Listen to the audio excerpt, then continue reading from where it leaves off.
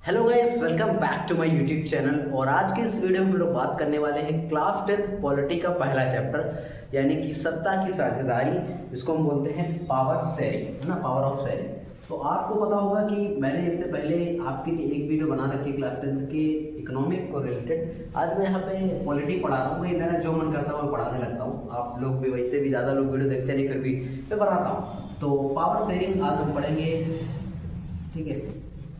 यानी पावर को जो शेयर किया जाता है वो कैसे शेयर किया जाता है, पावर ऑफ शेयर, ठीक, यानी कि सत्ता की साझेदारी। ये वीडियो हिंदी और इंग्लिश मीडियम दोनों के छात्र देख सकते हैं, क्योंकि मैं दोनों लैंग्वेज में ही पढ़ाता हूँ, ठीक है। आपको पता होगा मैं हिंदी और इंग्लिश दोनों लैंग्वेज में पढ़ाने की कोशिश करता हूँ। अब दोस्तों, आपको एक बात मैं बताना चाहूँगा, जो पॉलिटी आप पढ़ते हैं वो पॉलिटी में आप पढ़ते क्या है। पॉलिटिकल साइंस इसको बोल सकते हो, इंडियन पॉलिटी बोल सकते हो, जो मन करे वो बोल सकते हो। लेकिन दोस्तों, हम अभी सोशल साइंस की एक जो सब्जेक्ट है वो हम पढ़ रहे हैं। फिलहाल के लिए आपको जो इसमें समझना है वो समझना क्या है, समझना है अपने देश के संविधान के बारे में, कॉन्स्टिट्यूशन के बारे में। कॉन्स्टिट्यूशन में जो बेसिक स्ट्रक्चर की चीज़ें हैं उनको समझना है हमें। क्लास 10 के सिलेबस में जो चीज़ें आपकी दी गई है मैं उनको ज़्यादा कवर करने की कोशिश करूँगा और आपको पढ़ाने की कोशिश करूँगा।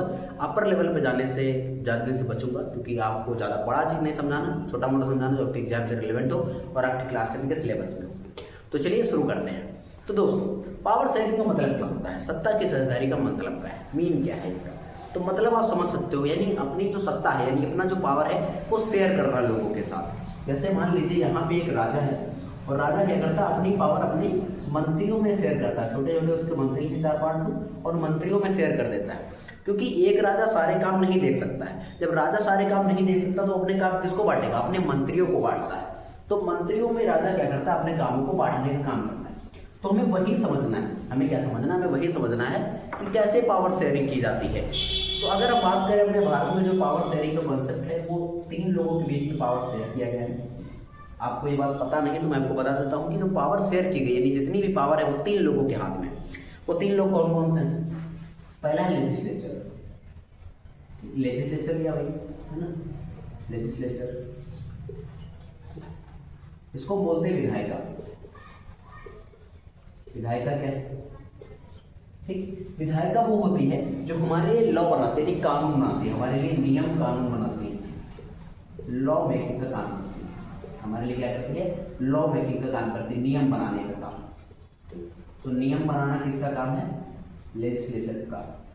और उसके बाद दूसरा क्या है, दूसरा है हमारा, पहला होगा विधायिका, दूसरा होगा कार्यपालिका, जिसको एग्जीक्यूटिव बोलते हैं। क्या बोलेंगे, एग्जीक्यूटिव, ठीक, तो एग्जीक्यूटिव को क्या बोलते हैं, कार्यपालिका बोलते हैं, कार्यपालिका। कार्यपालिका का काम क्या होता है, जो ये नियम बनाए गए हैं इन नियमों को लागू करना। किसको लागू करना, नियमों को लागू करना, अप्लाइमेंट ऑफ जो है लॉ, है ना, रूल को, लॉ को अप्लाई करना, ठीक। तो ये काम किसका होता है, ये काम होता है हमारे जो है एग्जीक्यूटिव का। उसके बाद है जुडिशरी। उसके बाद क्या, जुडिशरी, जुडिशरी यानी न्यायपालिका। न्यायपालिका का काम क्या होता है, ठीक। न्यायपालिका का काम ये होता है कि जो इन्होंने लॉ बनाया है और जिन्होंने काम किया है इन सब की जांच करना है। इन सब की क्या करना, जांच करना कि तुमने जो लॉ बना दिया है ये सही है या फिर गलत है, या जो तुमने इसको क्रियान्वयन किया है, इसको जो अप्लाई किया है वो इम्प्लीमेंटेशन आपका सही है या फिर आपने ऐसे कर दिया है। तो इन सब की जांच करना, तो ये बेसिकली करता है। इसको हम रूल ऑफ लॉ बोलते हैं, है ना, विधि का शासन, इसका शासन, है ना, रूल ऑफ लॉ, ठीक। तो ये है बेसिकली। तो हमारे भारत देश में इन 3 लोगों के हाथ में पावर शेयरिंग होती है, लेजिस्लेचर, एग्जीक्यूटिव, न्यायपालिका। अब आपको पता होगा लेजिस्लेचर में कौन आते हैं, इसमें पीएम आते हैं, ठीक, सीएम आते हैं, एमपी एमएलए आते हैं। एग्जीक्यूटिव में कौन आएगा, इसमें आईएएस हो गए, ठीक, आईपीएस हो गए, ठीक, आईएफएस हो गए, सेक्रेटरी जो होते हैं वो भी ऐसे होते हैं। न्यायपालिका में कौन हो गया, जज हो गए, जज साहब हो गए, सीजेआई, ठीक है, वकील यानी लॉयर्स हो गए। तो ये सब आते हैं। तो आई होप आपको समझ में आ रहा होगा कि हमारे भारत में पावर को शेयर कैसे किया जाता है। 3 लोगों के बीच में पावर को शेयर किया, लेजिस्लेचर, एग्जीक्यूटिव और न्यायपालिका। इन तीनों के बीच में हमारे देश में पावर को शेयर किया जाता है। लेजिस्लेचर में पीएम, सीएम, एमएलए, एमपी, ये सब आते हैं, विधायक आ गए, ठीक, ये सब आ रहे हैं। और जो ये एग्जीक्यूटिव हैं, एग्जीक्यूटिव में कौन, IAS IPS और जो सेक्रेटरी होते हैं अलग अलग डिपार्टमेंट्स के वो सब, और न्यायपालिका में जज साहब हो गए जिन जो है न्याय देते हैं। तो ये है बेसिकली सत्ता की साझेदारी। आपके क्लास 10 के सिलेबस में 2 एग्जाम्पल के साथ समझाया गया है। वो 2 एग्जाम्पल जो आपके हैं वो एग्जाम्पल है बेल्जियम और श्रीलंका का, कि बेल्जियम में कैसे पावर को शेयर किया गया था और श्रीलंका में कैसे पावर को शेयर किया गया है, इसके एग्जाम्पल के साथ आपको दिया गया है। और वो 2 एग्जाम्पल हमको मोटा मोटा समझ लेना, हमको एकदम डिटेल में घुसना नहीं है उसके अंदर, क्योंकि ज़्यादा जरूरी नहीं है। एग्जाम में आते हैं क्वेश्चन, लेकिन हमको इतना ज़्यादा उसमें डिटेलिंग में नहीं जाना है। तो पहले हम लोग पढ़ेंगे बेल्जियम के बारे में, कि बेल्जियम में क्या था, कैसे था, वहाँ पे कैसे जो है ये सिस्टम पावर शेयर की जाती थी। फिर उसके बाद श्रीलंका को समझेंगे।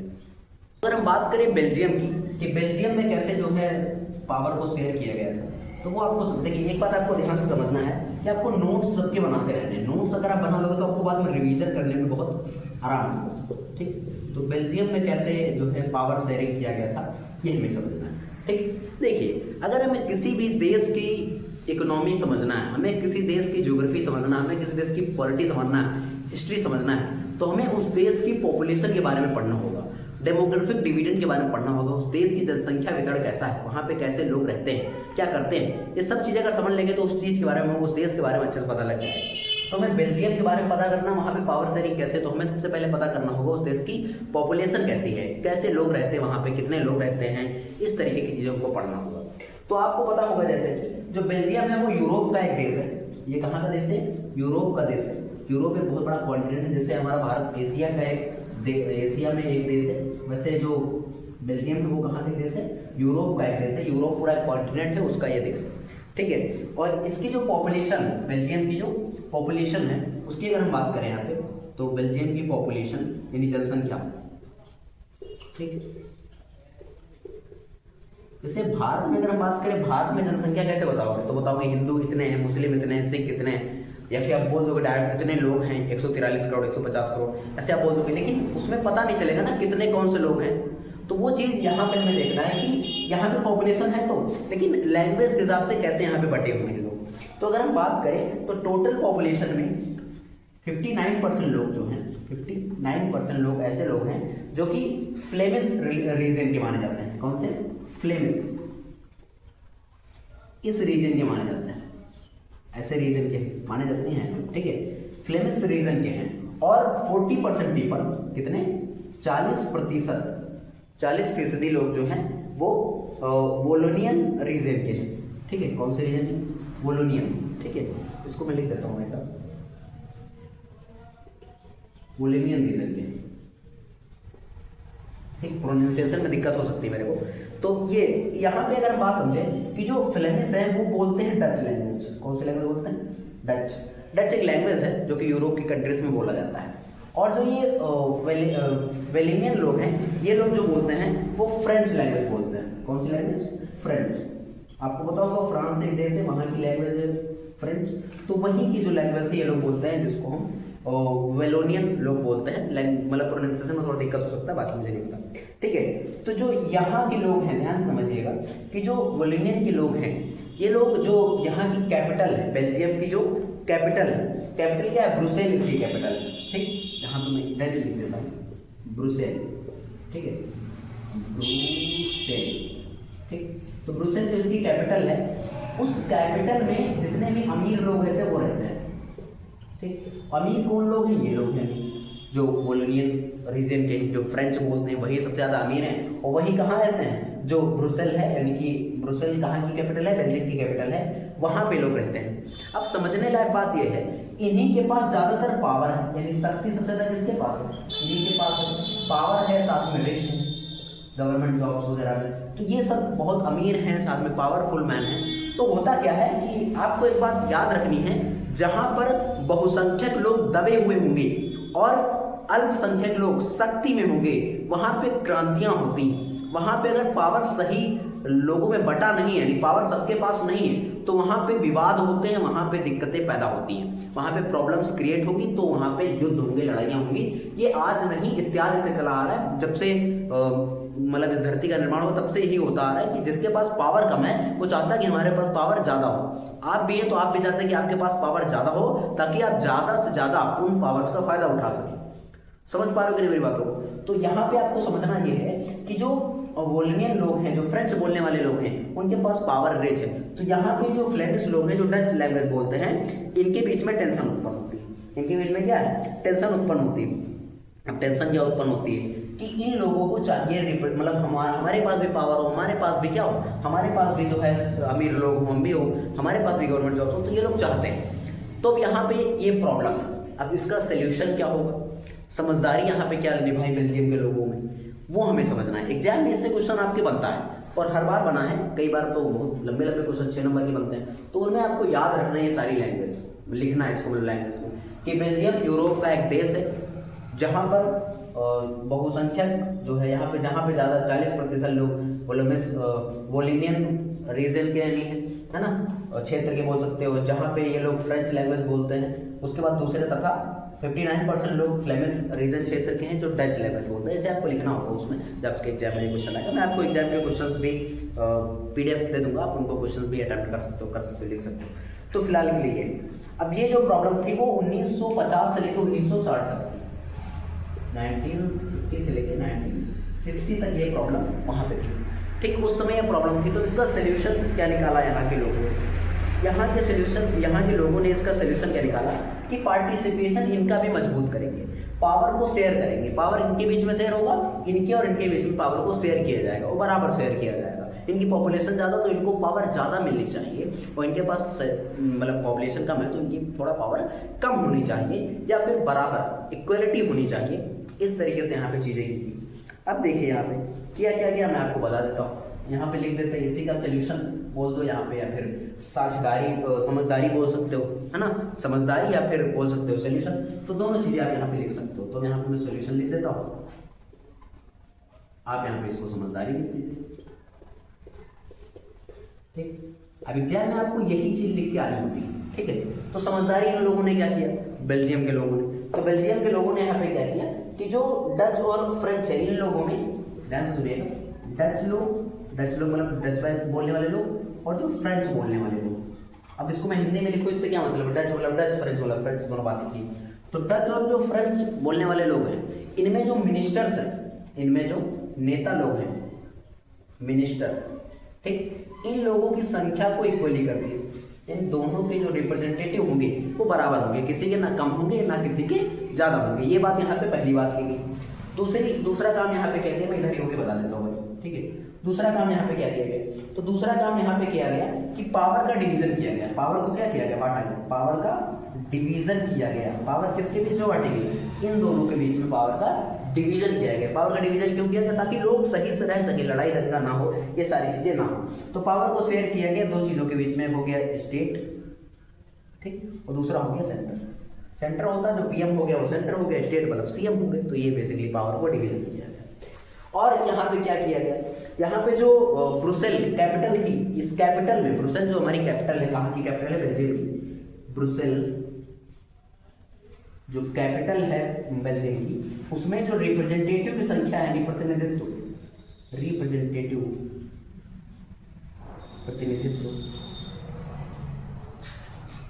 राइटिंग देख लेना करो, ठीक। तो प्रतिनिधि है वहाँ की, प्रतिनिधित्व को बराबर कर दिया गया, इक्वल बांट दिया गया कि भाई जितने यहाँ पे आपके जिस कैपिटल में जितने आपके मंत्री हैं उतने ही हमारे मंत्री होंगे, लैंग्वेज चाहे जिसकी ज़्यादा हो। तो इससे नहीं मतलब है, ठीक। तो ये बेसिकली यहाँ पे किया गया, ब्रुसेल जो कैपिटल थी। लास्ट पॉइंट में क्या किया गया, यहाँ पे गवर्नमेंट ने क्या किया कि कम्युनिटी गवर्नमेंट यहाँ पे बनाएगी, जो इलेक्शन के माध्यम से करी गई, है ना। कम्युनिटी गवर्नमेंट बनाएगी, यहाँ पे लिख सकते हो कम्युनिटी, यानी जो है कह सकते हो कि सामूहिक सरकार बनाएगी यहाँ पे। तो ये बेसिकली इसमें कहाँ का था, बेल्जियम के बारे में था। जब क्वेश्चन आएगा बेल्जियम में हम आराम से लिख सकते हो, बेसिकली ये क्वेश्चन और ये क्वेश्चन, ठीक। तो इसको आप ध्यान से देख के इसको लिख सकते हो। इसमें कुछ भी मुझे नहीं लगता कि हिंदी में लिखाने के लायक है। यहाँ पे आप लिख सकते हो पावर मतलब शक्ति, है ना, इसको पृथक्करण लिख सकते हो। शक्ति का पृथक्करण किसमें किया गया, राज्य और केंद्र के मध्य, ठीक। तो ये बेसिकली इसमें किया गया, ठीक है।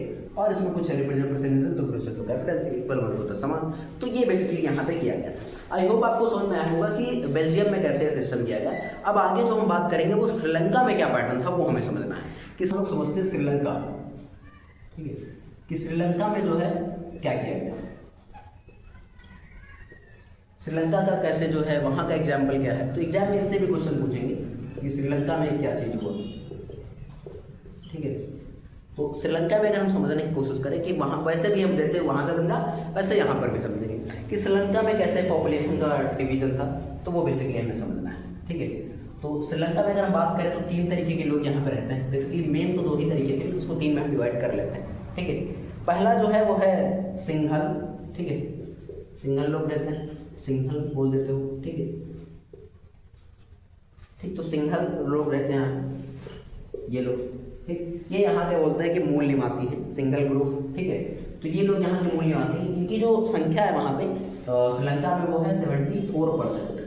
ठीक, 74% लोग कहाँ के हैं, सिंगल जाति सिंगल धर्म के हैं, मानते हैं। ठीक है, ये लोग बौद्ध धर्म को मानते हैं। ये लोग किस धर्म को मानेंगे, बौद्ध धर्म को मानते हैं। ठीक है, उसके बाद जो है तमिल नेटिव है, तमिल।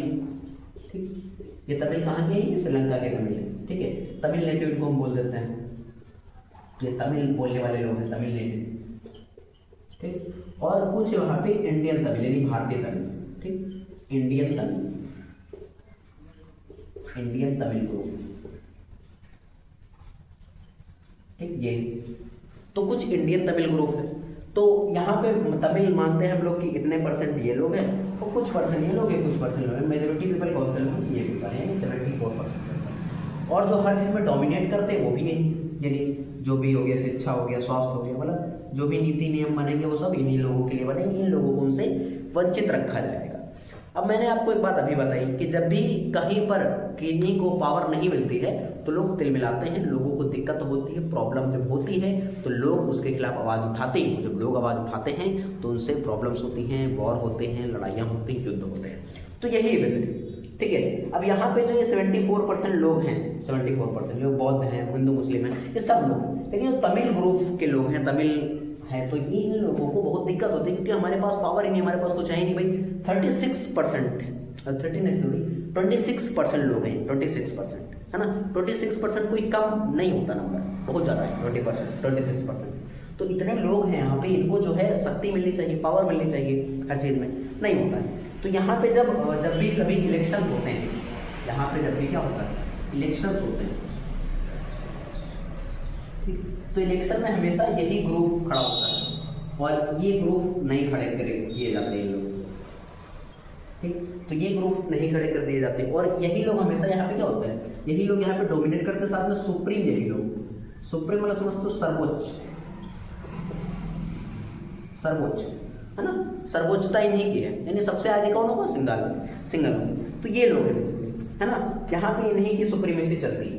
यहाँ पे इक्वालिटी नहीं है, समानता नहीं है। जब समानता नहीं है तो दिक्कत होगी ही भाई, है ना। इक्वालिटी है ही नहीं भाई, तुम इन लोगों को कुछ दे ही नहीं रहे हो, इन लोगों को किसी चीज़ के लिए नीति बनाई नहीं, इन लोग के लिए लॉ बनाई, कानून के लिए बना ही नहीं रहे हो, तो दिक्कत होगी। किसको दिक्कत होगी, इन लोगों को दिक्कत होगी। तो दिक्कत होती है ना। और जहाँ की जो ऑफिशियल लैंग्वेज है, कहाँ की ऑफिशियल लैंग्वेज, श्रीलंका की जो ऑफिशियल लैंग्वेज है,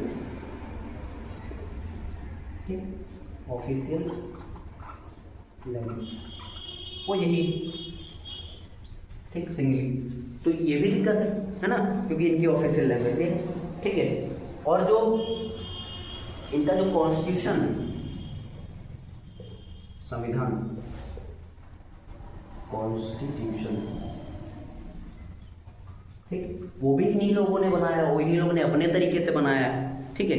तो ये जो कॉन्स्टिट्यूशन है वो मतलब बेसिकली बुद्ध की नीति को फॉलो करता है, लेकिन बुद्ध की नीति को फॉलो नहीं करता है एक्चुअली में। बुद्ध तो महान थे ना, ये लोग तो एकदम बेकार ही भाई साहब, है ना। क्या क्या करते हैं, कभी इनके बारे में डिटेल में वीडियो बनाऊंगा तो आपको दिखाऊंगा कि श्रीलंका ने हमारे साथ क्या किया, हमने उन लोगों के साथ क्या किया है ना। हम लोग तो केवल सौहार्दपूर्ण नीति अपनाते हैं हमेशा लिए, फिलहाल के लिए। तो कॉन्स्टिट्यूशन जो इन लोगों ने बनाया है वो भी अपने लिए बनाया है, ना कि इन लोगों के लिए, तमिल ग्रुप के लिए नहीं बनाया है, इंडियन तमिल के लिए वहाँ पे नहीं बनाया। तो इससे वहाँ पे प्रॉब्लम क्या हुई, तो इससे यहाँ पे जो प्रॉब्लम हुई, यहीं से आपको एग्जाम में क्वेश्चन बनाएगा कि श्रीलंका में सत्ता की साझेदारी का विफलता के क्या कारण थे। तो वही प्रॉब्लम्स आपको गिना देनी है। तो प्रॉब्लम बेसिकली छोटी छोटी है, मैं इसको यहीं पे करने की कोशिश करता हूँ, डायरेक्ट कैसे भी बता देता हूँ। तो पहली जो प्रॉब्लम है वो यहाँ की प्रॉब्लम है कि यहाँ पे जब इनको पावर नहीं मिलती तो यहाँ पे इन लोगों के अंदर अलगाववाद की नीति आती है, अलगाववाद। अलगाव बात का मतलब समझते हो आप लोग, मतलब सेपरेशन का, कि हम इनसे अलग है, किनसे अलग है, इनसे अलग है, हम तमिल हैं, हम ये नहीं है, हमको अलग पावर चाहिए। तो हमको अलग पावर चाहिए, लोग अलग देश बनाने की भी डिमांड करते हैं। ठीक, अगर हम बात करें, हम श्रीलंका का तो हम लोग बना ही लेते हैं इसे वैसे कुछ। ठीक भाई, मैं बनाना नहीं आता फिलहाल ये, तो ये जो ऊपर वाला इलाका है, ठीक, तो ये कहते हैं हमको अपना अलग देश ही दे दो भाई, हमको नहीं रहना तुम लोग के साथ। तो ये बेसिकली इनके साथ प्रॉब्लम है। तो इनकी प्रॉब्लम ये है कि अलगाववाद से पीड़ित है ना। यहाँ पे क्या होता है, एलिनेशन इसको बोलते हैं, एलाइनेशन। इनके अंदर ये भाव आ जाता है भाई हम तुमसे अलग है तो हमको अलग देश ही में देते हो, जब तुम हमको पावर नहीं दे सकते हो, जब तुम हमको अपने देश में जगह नहीं दे सकते हो सही तरीके से, तो हमको अलग एक देश ही दे दो भाई। ठीक है, तो जिससे क्या होता है, जिससे यहाँ पे हमेशा लड़ाइयाँ होती रहती हैं। ठीक है, इससे यहाँ पे अलगाव होता है। अलगाव होने के साथ साथ यहाँ पे क्या है, और यहाँ पे स्ट्रगल है, संघर्ष है। संघर्ष किस चीज़ को लेकर, लाइफ से रिलेटेड भाई, बहुत ज़्यादा दिक्कतें होती हैं यहाँ पे। अब यहाँ तो है नहीं तो बता सके, भगवान के हमको उत्तर प्रदेश में जन्म दिया ऐसे इलाके में कि ज़्यादा दिक्कत ही ना हो फिलहाल। तो ये संघर्ष यहाँ पे बहुत ज़्यादा, संघर्ष क्यों है, क्योंकि पार्टिसिपेशन ही नहीं है हमको, तो ये अलगाव। और उसके साथ साथ यहाँ पे तमिल जो है उनको जो है कोई तमिल ऑफिशियल को कोई जो है यहाँ पे वही नहीं है, तमिल ऑफिशियल, तमिल को यहाँ पे किसी प्रकार का कोई मतलब जो है सुविधा ही नहीं मिलती, बेसिक जो चीज़ें हैं वो भी यहाँ पे तमिल लोगों को नहीं मिलती हैं। तो ये भी बेसिकली यहाँ पे एक दिक्कत है। ठीक है, और इसके साथ साथ यहाँ पे जो है एक प्रॉब्लम हो जाती है कि सिविल वॉर हो जाता है। क्या हो जाता है, सिविल वॉर। सिविल वॉर यानी गृह युद्ध। गृह युद्ध यहाँ पे छिड़ जाता है। गृह युद्ध क्यों छिड़ रहा है, क्योंकि भाई हमको पार्टिसिपेशन ही नहीं मिला है। तो एग्जाम में आपको यही चीज़ को बार बार दोहराना पड़ेगा। ठीक है, एग्जाम में क्वेश्चन है तो उसका ज़्यादा लंबा आंसर मत लिखिएगा, छोटा मोटा आंसर लिखने की कोशिश करिएगा, उसको थोड़ा बचा के, मतलब बहुत ज़्यादा बड़ा नहीं छापना है आपको आंसर, थोड़ा मोड़ा आंसर आपको लिख के काम चलाना है फिलहाल के लिए। जो मैंने बताया यहाँ पे श्रीलंका के बारे में वो आप समझिए। यहाँ पे सोल्यूशन कोई नहीं निकला अभी तक। यहाँ पे आए दिन ये घटनाएं होती रहती हैं, सिविल वॉर होता रहता है, लड़ाइयाँ चलती रहती हैं, क्योंकि जब पार्टिसिपेशन नहीं मिलेगा तो दिक्कत होगी। हमने नेपाल और बांग्लादेश इन सबके एग्जाम्पल देखे, वहाँ पर कैसे सरकारें पलटी हैं। पलटने का रीज़न यही रहा है कि वहाँ पे भी दिक्कतें होंगी, लेकिन यहाँ पे जो मेजोरिटी पीपल है वो पावर में है, माइनॉरिटी पावर में नहीं है, उसको भी पावर चाहिए। तो जब उसको भी पावर चाहिए तब यहाँ पे ये चीज़ें हैं। अगर ये मेजर उल्टा होता ना तो अब तक वहाँ पे भी वॉर हो चुका होता। फिलहाल के लिए श्रीलंका बैंकरप्ट है पूरी तरीके से, उसके पास पैसा ज़्यादा बचा है नहीं, बहुत कम पैसा है, बहुत दिक्कतें हैं वहाँ पे, है ना। पाकिस्तान के बराबर आप समझ सकते हो। ठीक, फिलहाल के लिए तो ये है दोस्तों। आई होप आपको समझ में आया होगा श्रीलंका के बारे में। श्रीलंका में कैसा पावर शेयरिंग है, पावर शेयरिंग कमज़ोर है इसलिए वो देश कमज़ोर है। बेल्जियम में पावर शेयरिंग ठीक ठाक हो गई तो वो देश भी डेवलपमेंट किया है और अभी भी कर रहा है, बहुत आगे जाएगा। तो फिलहाल के जैसे अपने भारत में भी पावर शेयरिंग बहुत अच्छे तरीके से है, राज्यों को बराबर पावर दी गई है, तो लोकल गवर्नमेंट भी है, लोकल गवर्नमेंट को भी पावर दिया गया है ताकि वो गांव के लेवल पे भी चीज़ों को बेहतर कर सके। और नगर पालिका, नगर निगम को भी पावर दी गई है, जिनसे वो नगर यानी किसी भी शहर को भी खूबसूरत और अच्छे तरीके से बना के रख सकते हैं। उनको भी बजट एलोकेट किया जाता, दिया जाता कि आप इस शहर को सजाइए, इस आप गाँव को सजाइए, ये चीज़ें आप करिए। आई होप आपको समझना होगा। अब आगे आप पढ़ेंगे कि सत्ता की जो साझेदारी है, पावर शेयरिंग है, वो इम्पॉर्टेंट की है, क्यों है, why we need to power sharing, हमें पावर शेयरिंग की जरूरत क्या है, और अगर पावर शेयरिंग नहीं होगी तो होगा क्या, ये जानना जरूरी है। तो आइए समझते हैं कि पावर शेयरिंग क्यों जरूरी है। समझते हैं कि पावर शेयरिंग की जरूरत क्या है ना। Why is power sharing reasonable, है ना, या डिजायरेबल।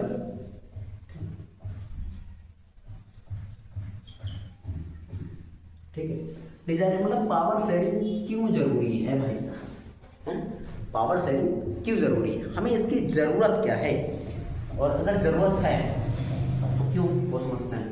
तो सत्ता की साझेदारी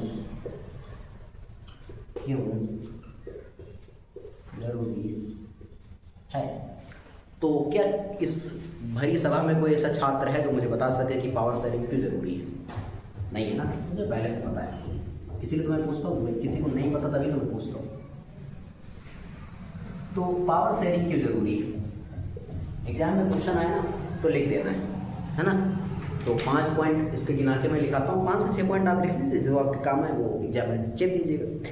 तो पावर शेयरिंग पहला पॉइंट क्या हो सकता है, जो टकराव हैं, विवाद हैं, लड़ाइयाँ हैं, उन लड़ाइयों को सुलझाने में बहुत काम होता है। तो पहले मैं लिखा सकता हूँ जो विवाद है, विवाद मतलब क्या हो गए, कॉन्फ्लिक्ट्स, ठीक है, कॉन्फ्लिक्ट्स हो गए, ठीक, जितनी भी लड़ाइयाँ होती हैं उन सबकी जड़ यही है कि पावर नहीं है भाई साहब, ठीक है।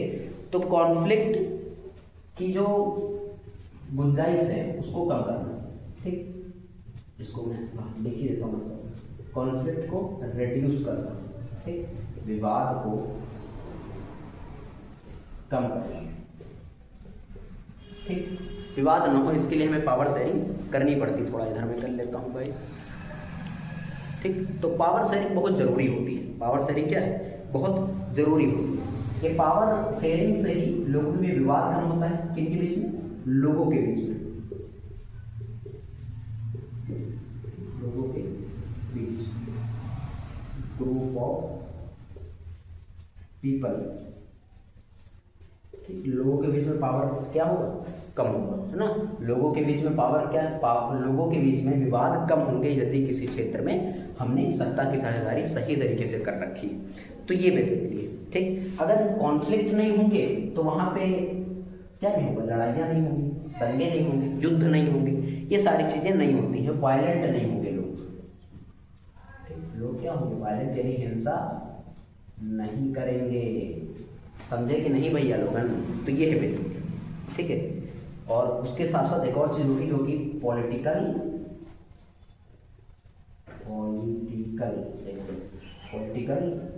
इंस्टेबिलिटी, ठीक, यानी कि राजनीतिक अस्थिरता, ठीक है। तो राजनीतिक अस्थिरता उस देश में, उस राज्य में, उस जगह पर नहीं होगी। मतलब राजनीतिक अस्थिरता का तात्पर्य क्या है कि बार बार कोई पॉलिटिकल लीडर चेंज नहीं होता फिरेगा, कि आज लड़ाई हुई तो दूसरा कोई आ गया, कल लड़ाई हुई कल दूसरा आ गया। तो ये चीजें नहीं होंगी जब किसी देश में हमने सत्ता की साझेदारी बहुत अच्छे तरीके से कर रखी।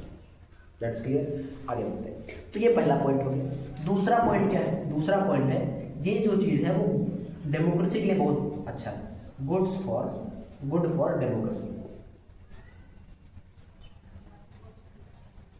डेमोक्रेसी CIC, तो डेमोक्रेसी के लिए बहुत अच्छा होता है, ठीक है। लोकतंत्र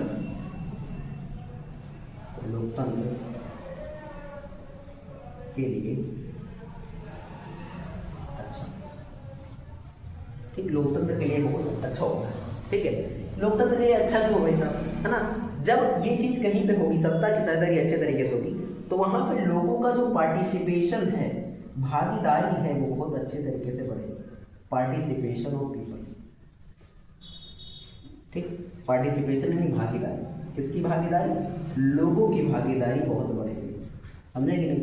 जब किसी को लगेगा कि हमारी बात सुनी जा रही है, हमारी बात कोई सुनेगा, तभी तो लोग वोट देने जाएंगे कि हमारी बात सुन रहे हैं, हम जो बोल रहे हैं उस पर काम हो रहा है, तभी तो जाके लोग वोट देंगे कि लोग हम वोट दे रहे हैं, आपको फिर से आइएगा, फिर से काम कराइएगा। तो ये है बेसिकली। आई होप आपको समझ में आ रहा होगा कि पावर शेयरिंग की जा रही है, समझ गए कि नहीं बात। तो ये बेसिकली आपको समझ में आएगा पावर शेयरिंग हमारे देश में क्यों जरूरी है, ठीक। और पावर शेयरिंग क्यों जरूरी है, ताकि लोगों के साथ भेदभाव न हो, डिस्क्रिमिनेशन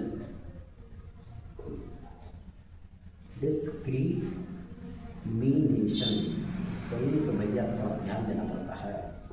डिस्क्रिमिनेशन यानी कि भेदभाव, ठीक, लोग जो है समानता देखें, इक्वालिटी, ठीक है। तो ये चीज हो, ये कब होगा, जब हमने पावर शेयरिंग को सही तरीके से कर रखा है। पावर अगर शेयरिंग नहीं कर रखा है तो भाई होगा का कुछ नहीं होगा, जो आप समझते हो वही होगा। फिलहाल ये दो चीजें यहाँ पे और समझ लीजिए कि अपने देश में पावर शेयरिंग तो एक मैंने बता दिया कि उस तरीके से हो रहा है, मतलब तो दूसरा तरीका क्या है कि पावर शेयरिंग हमने इस तरीके से कर रखी है। देखिए, एक हमने अपर लेवल सबसे ऊपर, जिसपे हम मान लेते सेंट्रल गवर्नमेंट है, सेंट्रल गवर्नमेंट, और दूसरा लेवल जो है वो है स्टेट गवर्नमेंट, ठीक, और थर्ड लेवल है लोकल गवर्नमेंट, ठीक। इसको हम बोल देंगे केंद्र सरकार, इसको बोल देंगे राज्य सरकार, इसको बोल देंगे स्थानीय सरकार। अब यहाँ पे आप एक बात समझिए, सेंट्रल गवर्नमेंट में कौन आता है, पीएम आते हैं, स्टेट गवर्नमेंट में सीएम आते हैं, और लोकल गवर्नमेंट में लोकल लोगों द्वारा चुने गए उनके प्रतिनिधि, जो लोकल लोग चुनते हैं। लोकल लोग किसको चुनेंगे? प्रधान को चुनेंगे, और जो म्यूनसिपल कॉरपोरेशन के होते हैं उनको चुनते हैं। तो ये है बेसिकली। आई होप आपको समझ में आया होगा जो मैंने ये पूरा पढ़ा है। इसी के साथ ये आपका चैप्टर एंड होता है। 30 मिनट ज़्यादा आपको लगे नहीं होंगे इस वीडियो को अंत तक देखने में। अगर आपको ये वीडियो और मेरी ये क्वेश्चन अच्छी लगी तो प्लीज़ वीडियो पे कमेंट करिएगा। अगर आप कमेंट करेंगे, बताएंगे कि आपको वीडियो कैसी लगी, नोट्स ठीक ठाक बने, तब मैं आपके लिए नेक्स्ट वीडियो सेकंड चैप्टर लेके आऊँगा। अन्यथा मैं सेकंड चैप्टर नहीं लाने वाला हूँ, ये बात आपको भी पता होगी। मैंने बहुत सारे ऐसे वीडियो बना के छोड़ दिया, पहला दूसरा नहीं बना पाता क्योंकि लोग सपोर्ट ही नहीं करते। फिलहाल के लिए आई होप आपको ये वीडियो पसंद है। अगर पसंद है तो लाइक, कमेंट, शेयर, चैनल पर सब्सक्राइब कर देना। हम आपको मिलेंगे इसकी नेक्स्ट वीडियो के साथ। तक के लिए जय हिंद, जय भारत।